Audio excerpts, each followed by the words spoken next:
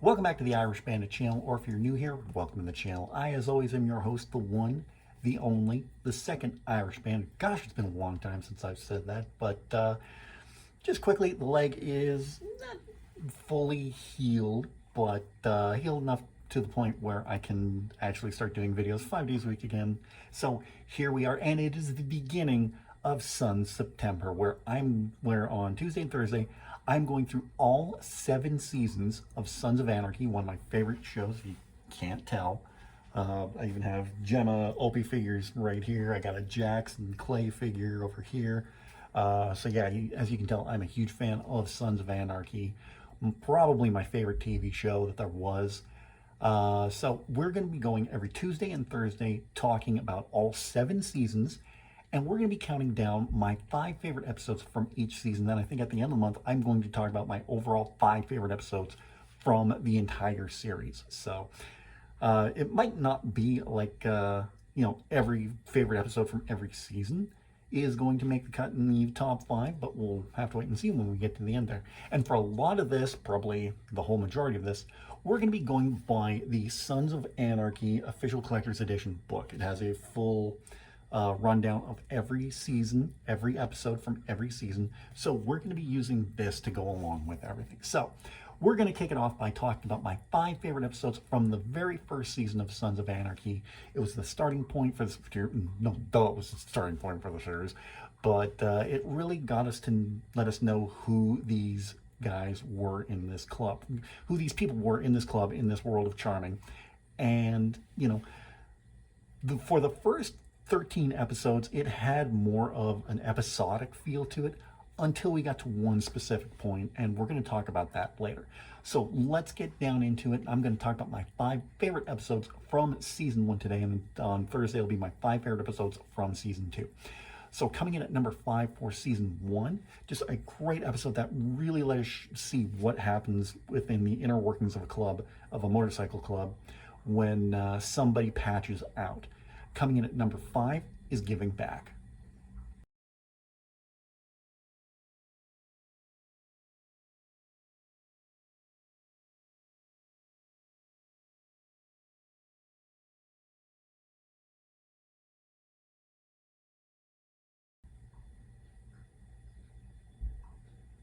When Gemma sets up a fundraiser in Charming, ex-Sam Crow member Kyle shows up with his Reaper tattoo intact. The club wipes it clean. That is a very ominous way to mention what they actually did to Kyle's back tattoo that he has, because some of the members of the club had this as their back tattoo. They were very proud of that piece. Like, you can take a look at Jax's back tattoo, Opie's back tattoo. It's all the same because they all got matching tattoos. It's one of the things with clubs. Now, if you're excommunicated, a member in bad standing, or taken out of the club, you have to cover up all your ink that represents the club. We even see this in later seasons, which we'll get to later on this month. But when Kyle Hobarth shows up with his back tattoo, saying that he couldn't black it out, that wherever he went, he would get respect whenever that tattoo was flashed, that doesn't sit right with the club. On top of that, you also have the past history between Kyle and Opie, when Opie went away for a job that happened where Kyle was supposed to be his driver, and he just took off without him. You don't do that to a club member. Opie took the rap for it, served a few years in jail for it, nearly cost him his marriage because of what Kyle did. But then on top of that, you also have this story going on with Agent Cone, who's stalking Tara at this point. So you have that as well. Just my thoughts on this episode were this was a great episode where you saw what the inner workings of a club when something like this happens. Just wonderfully acted. I thought the actor who played Kyle did a great job, and he sold the way that he took off his tattoo very, very well.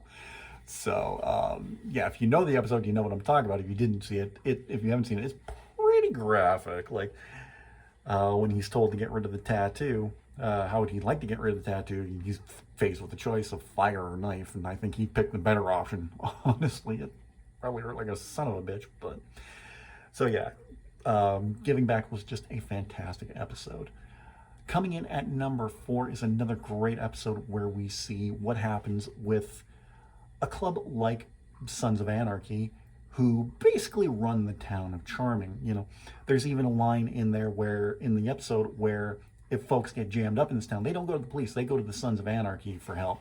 And that's exactly what one prominent member of Charming did in this episode when his daughter was assaulted by a clown at a traveling carnival. Coming in at number 4, Funtown.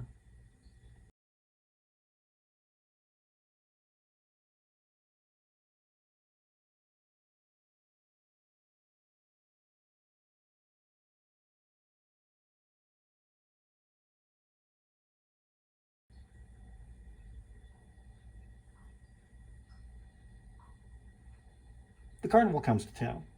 When Oswald's daughter is raped, he turns to Sam Crow to exact justice. Tara weighs her options when Agent Cone shows up in Charming.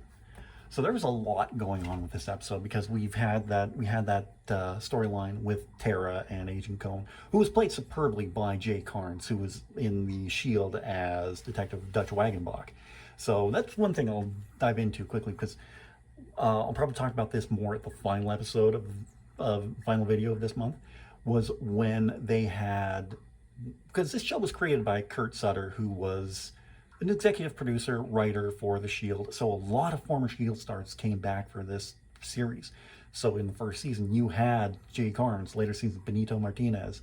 Even in the final few episodes, you had Michael Chiklis. That's somebody I didn't think I'd see in this show. But anyway, back to this episode, and this was just a fantastic episode. It shows what kind of impact a club like Sam Crow has in the community when Elliot Oswald's daughter is sexually assaulted by a clown at a carnival. They do more investigating than the police do, the actual Charming police, and they finally figure out who it was who did this horrendous crime, because you knew it couldn't be somebody from within the community. It had to be someone from outside the community, and who's more outside than a traveling carnival. So, and the way that the clown met his end at the very end of this episode was just so graphic. That's one thing about the show. It is violent. For cable TV, it's violent. And the way that he met his end was just terrible. And then I love this through story where, as part of the investigation, Charming police visit Teller Morrow Automotives, and they're just, keeping them there for no real reason whatsoever. Tig goes to make some coffee for the cops and spikes it with some roofies. They ask Juice, who's one of my favorite characters, they ask Juice to go put the pills away, and they don't tell him exactly what it is. So they're like, oh, it's vitamins, fine. Oh, vitamins? Takes a couple, passes right out. And they were supposed to be armed up for I don't want to call it a raid, but they were going somewhere as part of this investigation. No clips or ammunition with the guns. And they do a little bit of a hazing on Juice. That was really hilarious. One of the funniest things in Sons of Anarchy. And it got, it had its funny moments, but, it also got very, very dark near the end of the run of the series. But another great episode, well done. And fun fact with this episode, it was the only appearance of Judith Hoag, who played Elliot Oswald's wife in the series. She would only be in this one episode. Judith Hoag, of course, played April O'Neil in the original Teenage Mutant Ninja Turtles movie back in 1989. So, and she's going to be at Saskatoon. No, she's going to be at Saskatchewan Expo in Regina later this month. So, would love to go meet her, but circumstances being as they are, not going to happen. Anyway, back to the countdown. Coming in at number 3 is another great episode that deals with everything that goes on with a club, especially when you bring in another club into the fold of the Sons of Anarchy. Coming in at number 3, Patchover.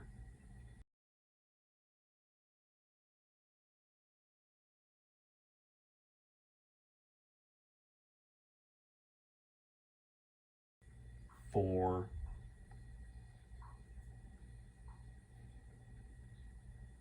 with Sam Crow on ATF radar, the club patches over the Devil's Tribe to store their guns with them. Jack takes a ride to Nevada, but it ends in a club shootout with the Mayans. So that's just a brief description of what happened in this episode, because there was so much that happened. You had everything going on with Tara and Cohen at this point as well.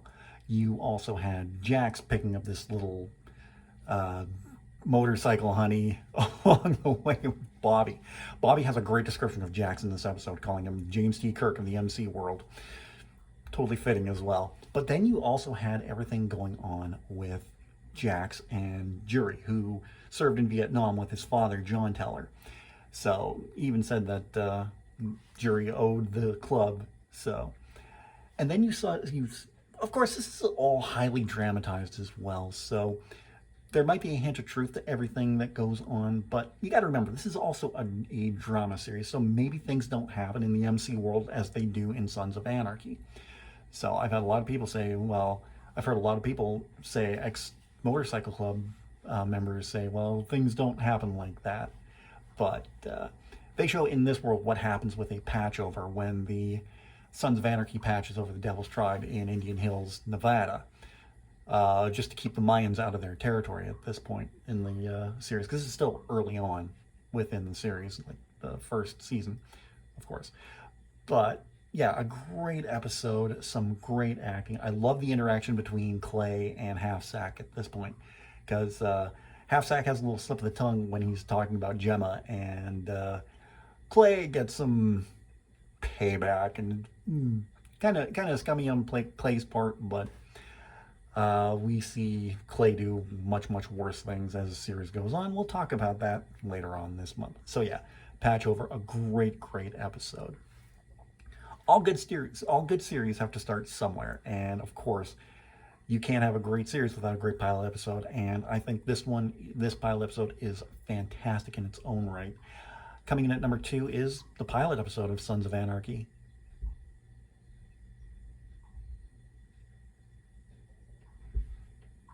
Cut.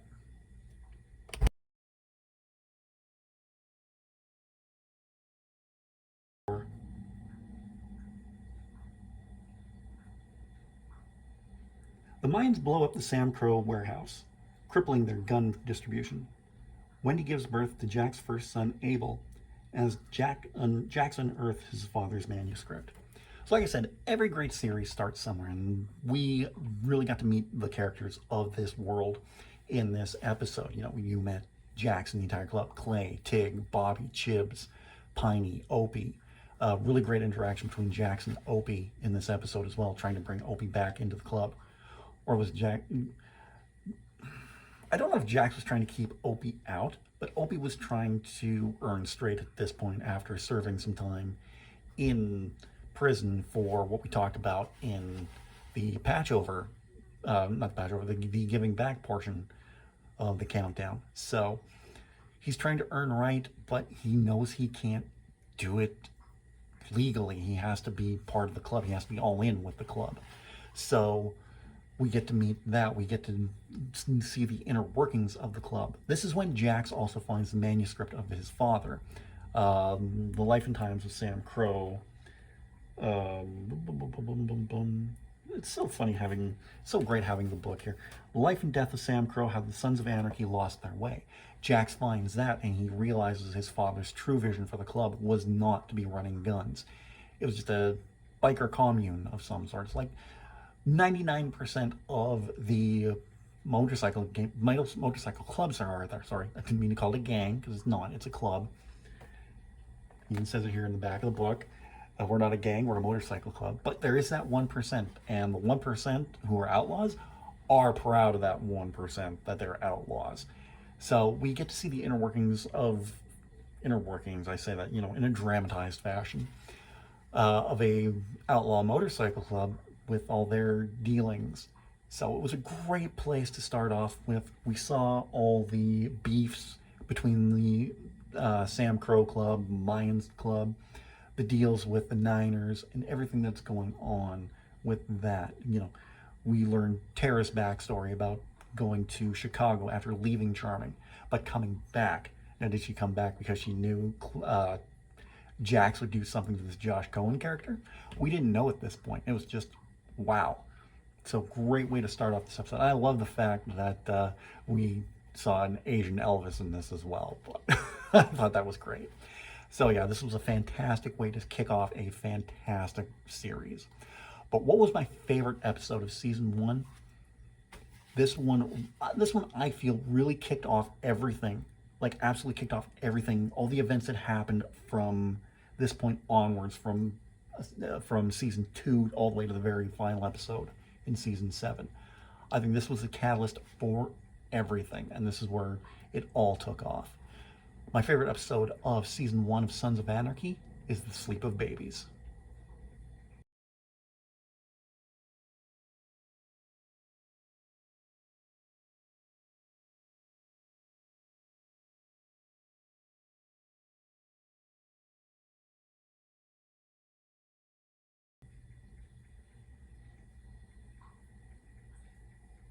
Abel is finally released from the hospital, and Gemma plans a homecoming party. Clay orders Tig to kill Opie for ratting, but in a twist of fate, Tig kills Opie's wife, Donna. I think it was that one act of Tig's, when he killed Donna by mistake, that set everything in motion for the rest of the series at this point. Because you had everything going on with Opie, where the ATF agent June Stahl, played wonderfully by Allie. No, I want to say Allie Mills, but that's not it. I'm thinking of Allie from the Karate Kid movies. I'll figure it out and I'll edit it in later. But she was played wonderfully. Like, I've seen her in Universal Soldier, and I kind of had a freak out when I saw that. So she played that role so well of Agent Stahl for the 3 seasons she was in. Spoiler, but we'll get to that when we talk about season 3 next week. But yeah, just making Opie to be like a rat for the club, that's a big no-no within the world of motorcycle clubs, outlaw motorcycle clubs. If you're a rat, you are not looked on favorably at all. And the way they Stahl spun everything, putting money in Opie's accounts, just helping him out, it really made Clay and Tig think that Opie turned on them and is ratting them out, which was not the case at all. Opie stood firm with the club at this point, and Donna at this point I think was starting to stand behind Opie as well, just the way she was acting with Stahl, just being behind him. And then you had all the drama going on with Jax and Tara and Wendy as well. Abel coming home was just the high point that this episode needed, but then it was brought back down with Donna's murder. So yes, like I said, I really think this is what really kicked off everything for the rest of the season, or the rest of the series, because everything else was just kind of, you had all these little filler stories in there in between, like one with Piney helping out an old army, or an old Navy buddy of his, selling him guns. Turns out he was a right-wing extremist. And then just all these other episodes. You also had the conclusion of Cohen's storyline as well before this. So a lot of really well done episodes, but they all seemed like episodic filler until this point, and everything from here on out was just all linear storytelling. But it was a great episode, and so well acted by everybody. Ryan Hurst, Spalding Graydon, I think is her name. I remember her playing Heather on Jericho. Charlie Hunnam did a fantastic job. I loved the pain that Kim Coates, who played Tig, showed after he mistakenly killed Donna. It was just so well done. Great episode, and by far my favorite episode of season 1. But what were some of your favorite episodes of season 1? Let me know in the comment section down below. I'd really love to read your thoughts on this one. While you're down there, don't forget to give this video a big thumbs up. I'd really appreciate that. In the description, you're going to see all the ways you can help support this channel. You can follow me on Facebook, Twitter, Instagram, Snapchat, TikTok, Reddit, and now Threads. And if you want to call the Twitter X, whatever, I'm going to call it Twitter. You can get your Irish Bandit merchandise from my Irish Bandit shop on redbubble.com. You can pick up your copy of my novel Shade Falling on Amazon. It's almost the holiday season, and if you've got an avid reader on your list, you can pick up my novel at Amazon. You can get that through either Kindle e-reader or on paperback. and you can buy me a coffee. Or right now, I have a goal set up where I want to get some Elgato gear for my PC. You can help make that happen in the link down below. If you're new to the channel, don't forget to subscribe. If you're already subscribed, tap the bell and you'll be notified whenever a brand new video goes live. I'll be back tomorrow with more BioShock, and then on Thursday, we're going into Season 2, and what a fantastic season that was. Probably one of my favorite seasons of Sons of Anarchy, and we'll get into what my 5 favorite episodes of that season were. And then Friday, it's more Final Fantasy VII Remake. Monday, we're doing it all again, part 2 of Tell Me Why. We're going to be going into Season 3 of Sons of Anarchy, and again, more BioShock on Wednesday. But that's next week. Until then, have a great rest of the week, and I'll talk to you tomorrow for more BioShock.